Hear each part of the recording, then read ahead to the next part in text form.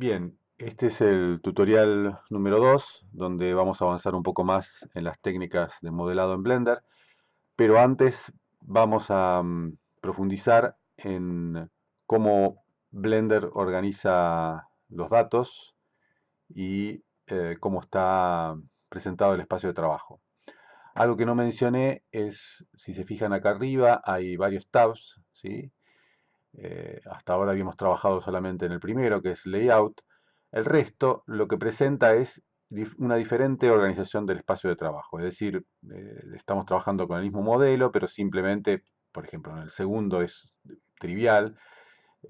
Simplemente por defecto trae activado el modo edición y no muestra la línea temporal. Acuérdense que para pasar del modo objeto al modo edición simplemente se podía apretar Tab. Después hay otros que por ahora no vamos a utilizar, que tienen que ver con trabajar con herramientas para esculpir, no sé, como por ejemplo del tipo del ZBrush o otros programas que pueden trabajar con muchas superficies y dar un modelado más orgánico. Este sí lo vamos a ver cuando uno tiene que aplicar una textura a un objeto que no es un plano, un cubo, una forma simple, tiene que poder aplicar una textura que es en dos dimensiones a un objeto tridimensional. Entonces, eso se hace mediante una transformación de coordenadas, de las coordenadas X y Z a coordenadas V, que es la del... Acá ven, por ejemplo, un despliegue del cubo. Eso lo vamos a ver cuando veamos texturas. Lo mismo estas otras dos, ¿sí? Que se utilizan para editar, para pintar y editar texturas. Esta en particular, cuando uno trabaja con una textura, por ejemplo acá el cubo le vamos a, el material que trae por defecto es un material blanco, opaco, ¿sí? Antes lo editábamos de acá, por ejemplo si lo ponemos más celeste, pero fíjense que en realidad todo este menú se trabaja en forma de nodos, ¿sí? Como por ejemplo en PD o otros programas que trabajan con nodos y links entre los nodos.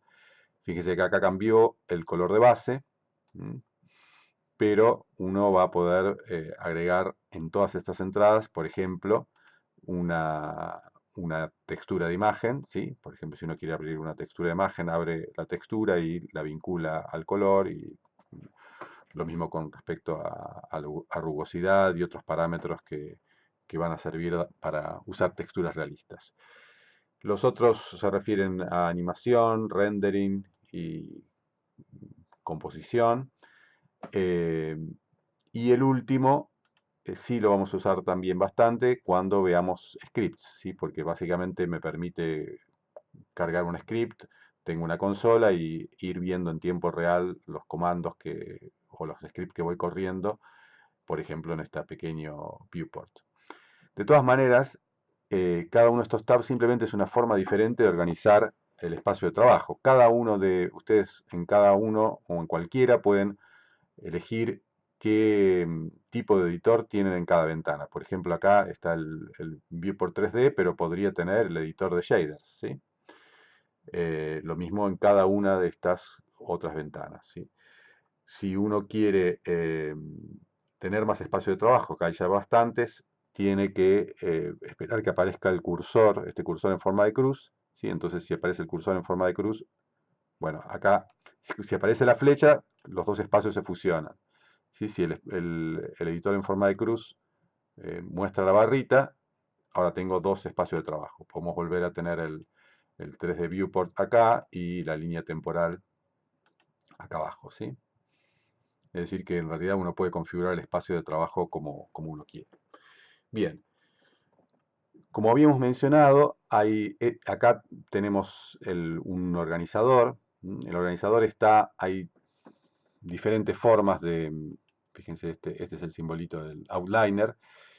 Em, Hay diferentes formas de representar esta organización, que es como Blender maneja los datos.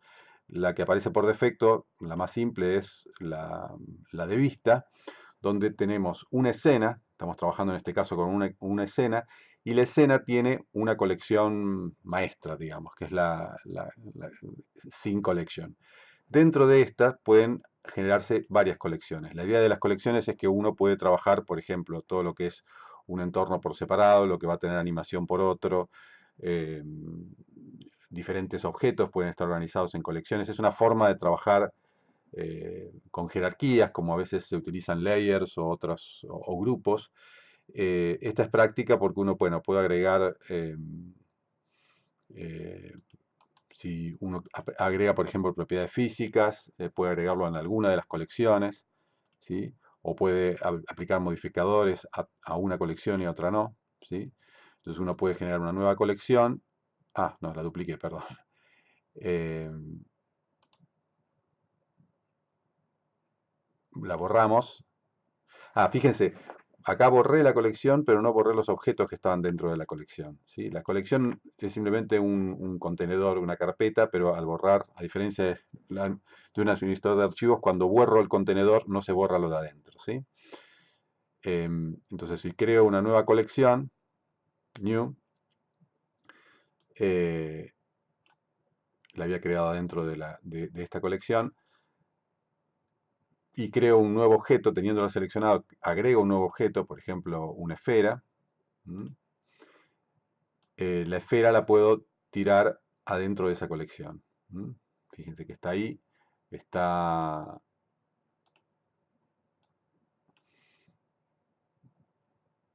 y puedo deseleccionar esta colección y trabajar con esta o viceversa, ¿sí?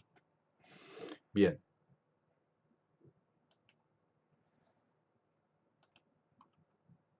como pueden, también mencionamos antes, cada uno de estos objetos tiene sus datos asociados, ¿sí?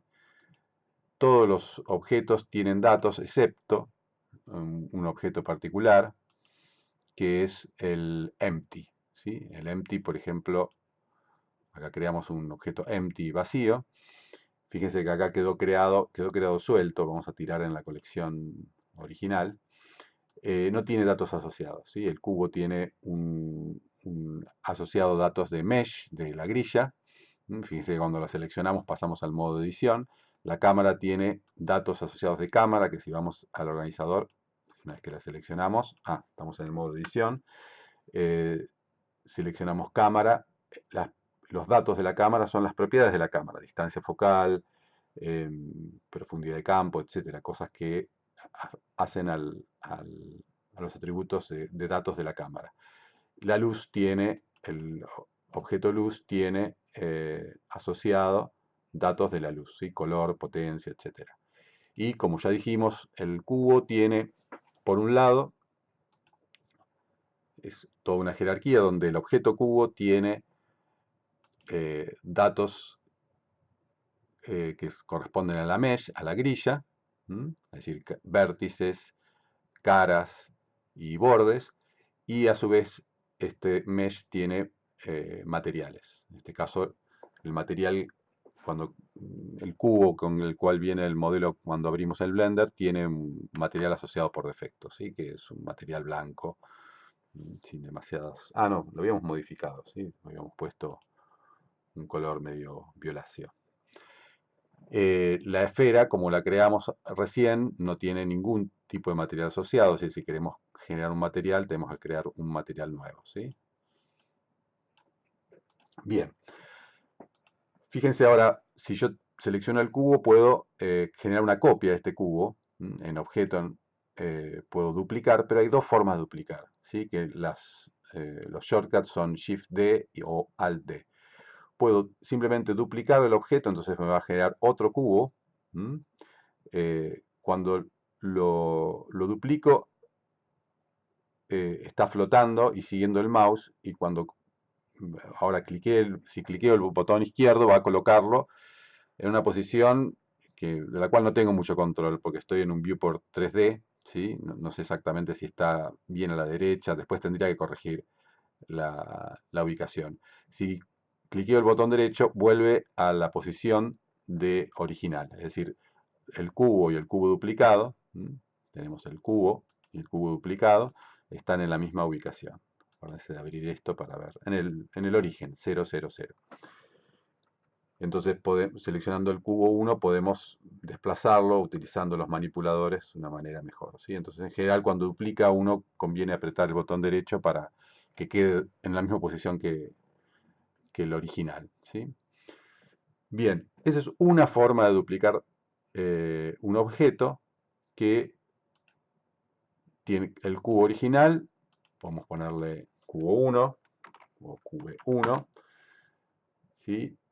El duplicado, cubo 2. El cubo 1 tenía sus datos, que también el mesh se llamaba cubo, pero podría llamarse de cualquier otra manera, ¿sí? Podría llamarse datos de cubo, ¿sí? Y el cubo duplicado tiene sus propios datos de cubo, que son, como lo copiamos, en principio idénticos al cubo 1, pero son independientes.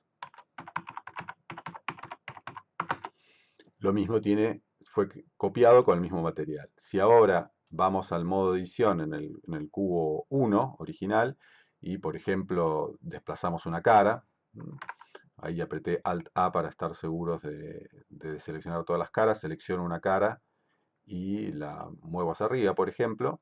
Fíjense que solamente estoy alterando la grilla de los datos del cubo 1.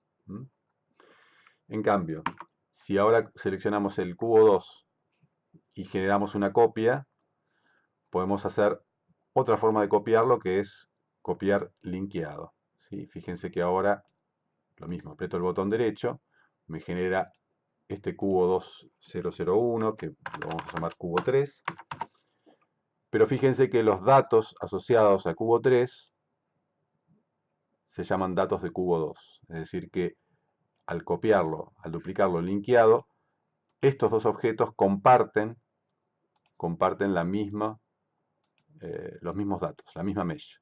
Si yo selecciono el cubo 2, voy al modo edición y fíjense que ir al modo edición me está mostrando seleccionada la mesh del cubo 2, pero también la del cubo 3, porque es la misma. Si ahora, por ejemplo, hago lo mismo y selecciono una cara, estoy modificando el cubo 2 y el cubo 3, porque comparten, de hecho tienen los mismos datos. Bien.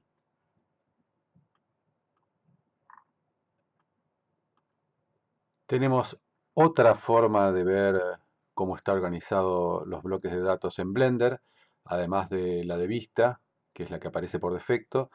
Si cliqueamos acá, podemos ir a Blender File y, como ven, acá parece un poco más completo o complejo.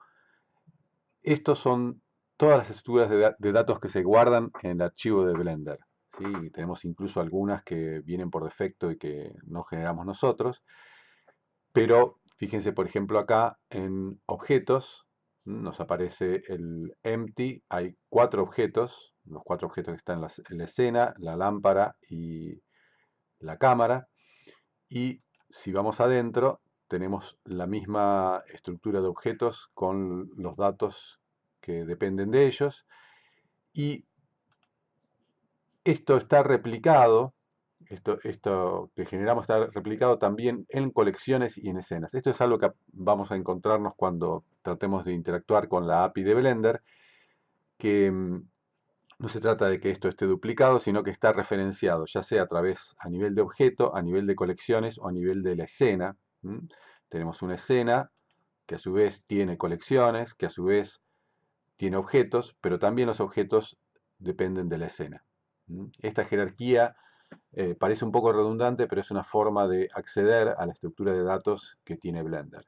Fíjense, por ejemplo, que en la colección aparecen 4 objetos, pero tenemos solamente 3 meshes diferentes, ¿sí?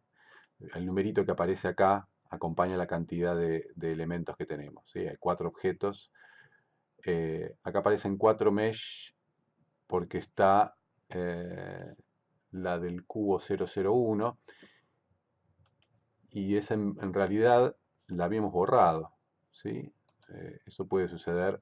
Fíjense que la borramos y no pasa nada. Existen estructuras de datos que no están enlazadas a la escena. ¿Mm? Entonces, eso a veces si uno empieza a generar muchas cosas, tiene que tener en cuenta de hacer un poco de limpieza. Bien, y la última, que en principio parece más compleja, pero es con la que interaccionamos directamente con la API. Si vamos acá a Data API, aparecen muchos más ítems, pero fíjense que la mayor parte de ellos tienen 0 ítems. Por ejemplo, Actions no hay nada porque todavía no hicimos ninguna animación. Pero en meshes, por ejemplo, tenemos 3 ítems, las 3 meshes que utilizamos, datos de cubo 2 y la de la esfera. Si vamos a datos de cubo, ¿sí? Que es la estructura, volvamos al modo objeto, de este objeto, ¿sí? Los datos de este objeto, acá hay un elemento que dice users, ¿sí? Esto está diciendo cuántos objetos están utilizando esa mesh. ¿Mm? En este caso es uno solo, que es el cubo 1. En cambio, si vamos a datos de cubo 2, figuran 2 usuarios, 2 users.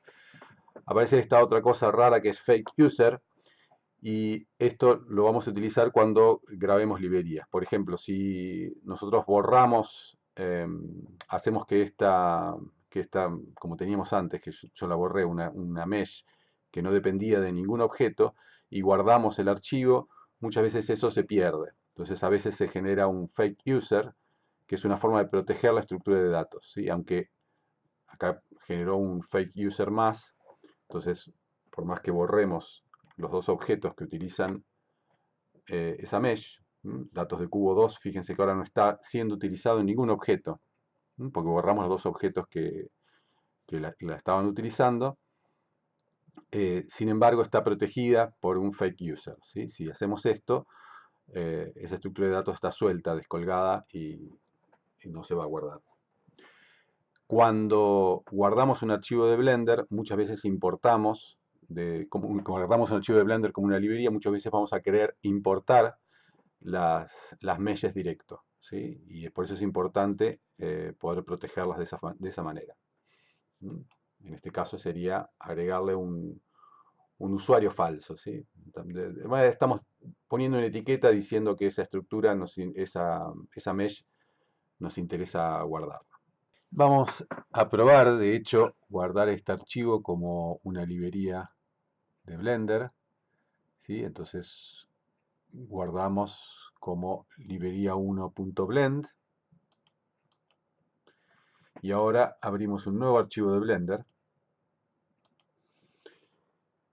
Importamos, podemos importar de la librería un objeto o una mesh, si vamos a borrar el cubo, y entonces vamos a File y podemos, si ponemos Append, vamos a hacer una copia del objeto de la librería y vamos a poder modificarla. Si ponemos Link, em, abrimos, la primera vez que se abra, esto abría dentro de la librería porque ya lo había hecho una vez. Si ponemos link, nos va a mostrar un directorio y elegimos el archivo de Blender. Fíjense que al elegir el archivo de Blender no importamos todo el archivo de Blender, sino que entramos adentro de la estructura de datos del archivo.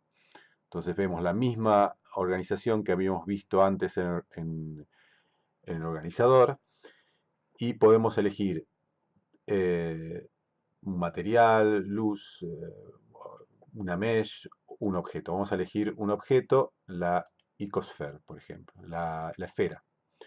Entonces, al linkear desde la librería, fíjense que aparece la esfera que teníamos en la librería. Esto lo podemos guardar como,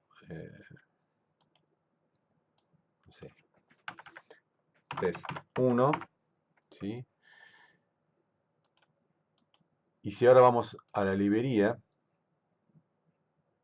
y modificamos la esfera, por ejemplo, podemos hacer algo raro, ir a extruir. Tenemos todas las superficies, todas las caras seleccionadas y podemos extruir individualmente cada una de estas, ¿sí? Así para afuera, y guardamos.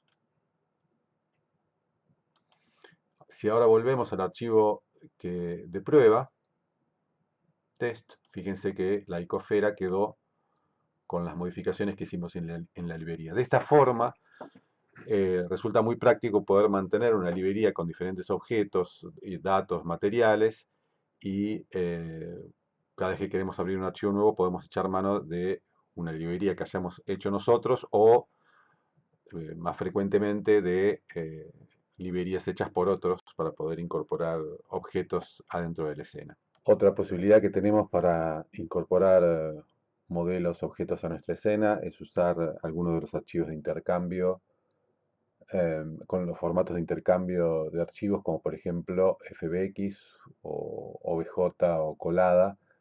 Los que admite Blender por defecto son los que aparecen acá. También está STL que se utiliza para las impresiones 3D. El que más vamos a usar va a ser, y el más robusto por ahora, es el FBX, que es el formato que utiliza Autodesk. Se usa para 3D Studio, Maya. Es el que vamos a usar para pasar los modelos de Blender a Unity. Y, por ejemplo, si vamos a cerrar primero el cubo, ¿sí? Quitar.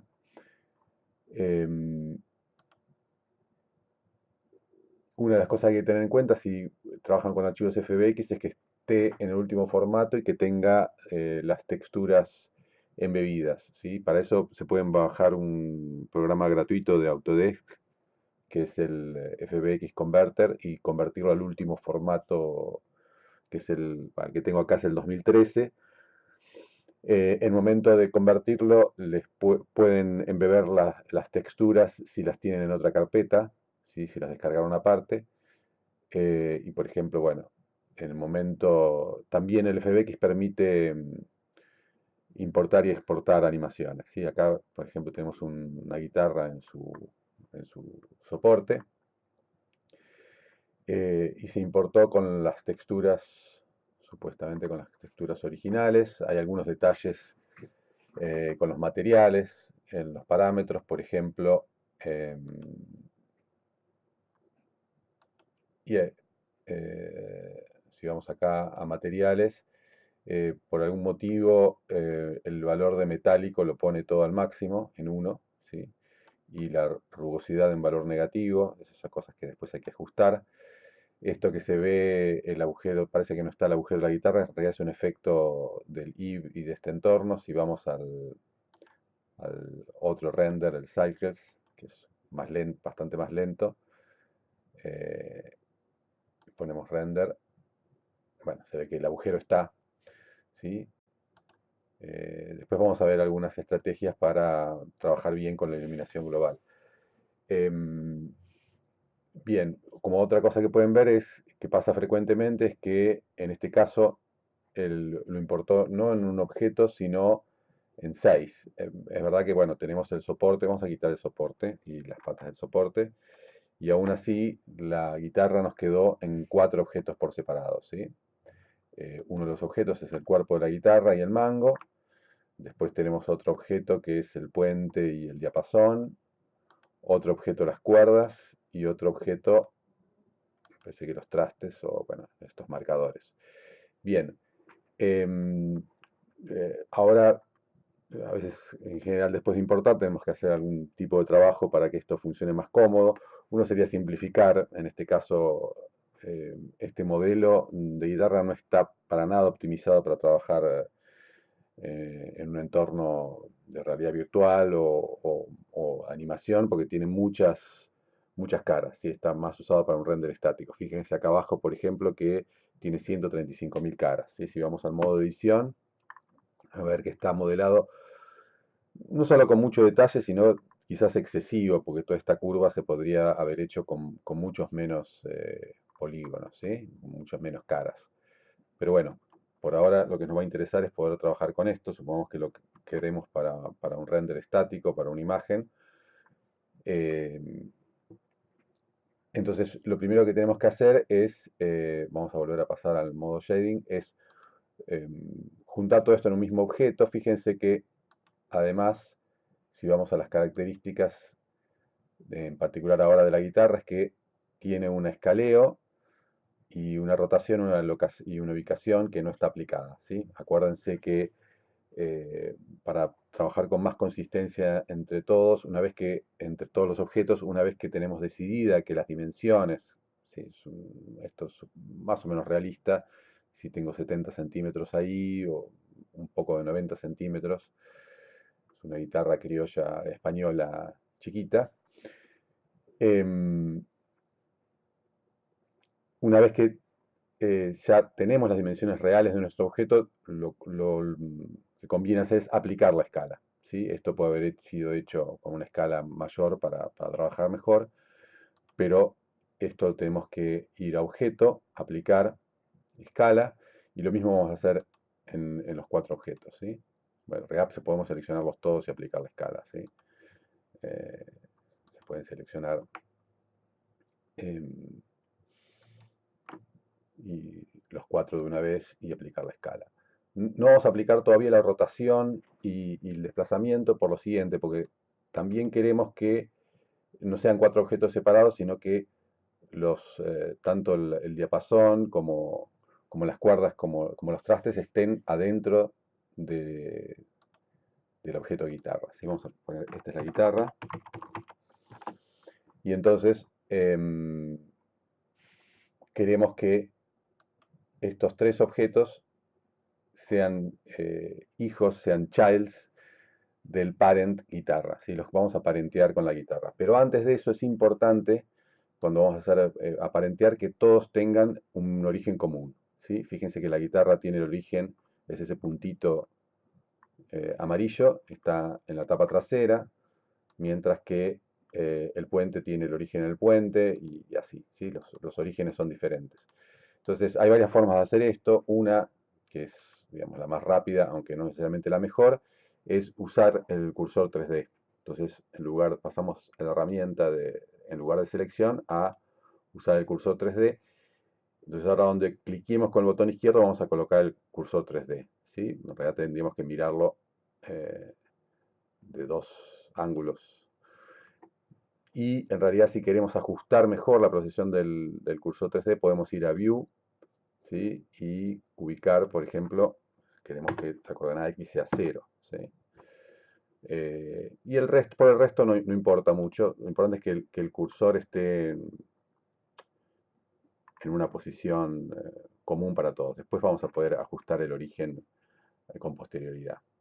Entonces, una vez que tenemos el cursor 3D puesto en ese lugar, vamos a seleccionar todos nuestros objetos, ¿sí? La guitarra y los otros tres, y vamos a los cuatro objetos ubicar su origen, set origin, en el cursor 3D. ¿Okay? Entonces ahora cada uno de los cuatro objetos tiene el puntito amarillo en el cursor 3D. Una vez que tienen un origen común, podemos hacer el parenteo, ¿sí? Seleccionamos, vamos a cambiar el nombre, vamos a llamarlo diapasón, y vamos a el contexto, ¿sí? En las propiedades, y en relaciones elegimos que su parent, ¿sí? Sea la guitarra. Entonces ahora el diapasón depende de la guitarra. Está todas las transformaciones que hagamos. ¿Sí? Uno de los motivos por los cuales queremos hacer esto es que, por ejemplo, si seleccionamos la guitarra y la movemos, ¿sí? Está desacoplada del resto, ¿sí? Son cuatro objetos por separado. Entonces es uno de los motivos para los cuales hacemos el parenteo. Entonces en diapasón vamos a poner que su parent sea la guitarra, ¿sí? Y bueno, ¿y qué pasa? ¿Por qué quedó desplazado? Porque en realidad ahora las coordenadas del objeto diapasón no son absolutas, sino son relativas a la guitarra, relativas a su parent. Entonces, fíjense que si colocamos esto, ponemos todo 0, queda en la posición original. Porque ahora la posición del diapasón, ¿sí? Es con respecto a la guitarra. Y no lo vemos acá en el organizador en la primera jerarquía porque ahora el diapasón está adentro, depende del objeto guitarra, ¿sí? Lo mismo podemos hacer con las cuerdas. Su parent que sea la guitarra, no la luz, ¿no? Este mouse es un poco lento. Y ponemos de vuelta en cero. Y con esto son los trastes, pero bueno, por ponerle un nombre, que su parent sea la guitarra. El parent podría ser el diapasón también, ¿sí? No cambiaría nada porque todos tienen el mismo origen, ¿sí? Acá no vamos a necesitar una cosa de jerarquía tan organizada, todo puede depender del mismo objeto, en otros casos sí. Bien, entonces ahora todos estos objetos están metidos adentro de la guitarra, tenemos un único objeto guitarra, y ahora sí lo podemos desplazar o rotar, ¿sí? Y se comporta como un todo. Una vez que ya está unido en un único objeto, sí podemos, si queremos ajustar el origen, por ejemplo, poner el origen en el centro geométrico, ¿sí? El centro geométrico de la guitarra, ¿sí? Y eso obviamente ya a todos los otros objetos, como están metidos adentro de guitarra, están referidos al objeto parent, ¿sí? Bien, vemos rápidamente otro formato para importar, que es el OBJ, porque, bueno, muchas veces no siempre lo van a tener en FBX, y el problema con OBJ muchas veces tiene que ver con las texturas. Un detalle acerca de los materiales, volvemos a esto. Entonces, además de ajustar esto que tiene que ver con las dependencias, o si trae objetos por separado, probablemente tengamos que ajustar algunas cuestiones con respecto en el FBX al material, ¿sí? Acá la textura le importó bien, ¿sí? No es una gran textura, pero uno puede hacer ajustes posteriores. Y lo mismo con el resto de los materiales, ¿sí? Que en el caso de las cuerdas, bueno, que sea metálico no hay problema, ¿sí? Esto de la rugosidad negativa es, por ejemplo, porque no están bien mapeados los parámetros, ¿sí? Y tampoco queremos que el diapasón sea 100% metálico, ¿sí? Bien, ahora vamos a quitar este objeto y, bueno, recuerden eso, está bien para verlo, cuando quitan el objeto no quitan la dependencia, ¿sí? Los objetos que dependen de él. Bien, ¿qué pasa con el OBJ? Esto es en la misma librería que tiene instrumentos musicales que les voy a compartir en el Drive. Además de FBX, tienen en formato OBJ. Y fíjense que el formato OBJ, en realidad hay dos tipos de archivos, los .obj y los .mtl, donde tiene la información de los materiales. Cuando uno elige el .obj, si hay un archivo con el mismo nombre, .mtl, se importa automáticamente. Pero que se importen los materiales no implica que se vayan a una cuestión de escala. Acá me acuerdo con el OBJ, sí, fíjense, la guitarra es enorme, ¿sí? Esto después se puede ajustar, pero siempre que aparece este color púrpura es señal de que no está encontrando la textura que tiene este material. Acá lo importó en un solo objeto, pero cuando vamos al material, hay diferentes tipos de material, acá, acá está buscando una textura que no encuentra, ¿sí? Entonces podemos ir a ver cuál es la ruta que le está pidiendo para esta textura, ¿sí? Está un poco chico acá. Bueno, no vimos todavía los editores de shaders, lo conté un poco en clase, pero no lo vimos acá.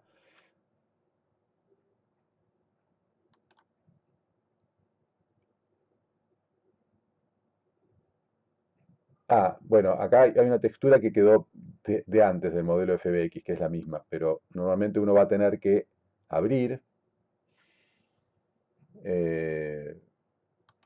una carpeta, esa imagen probablemente esté en una carpeta que se llame Maps, ¿sí? Y va a tener el mismo nombre que el archivo. Ahí la coloco bien.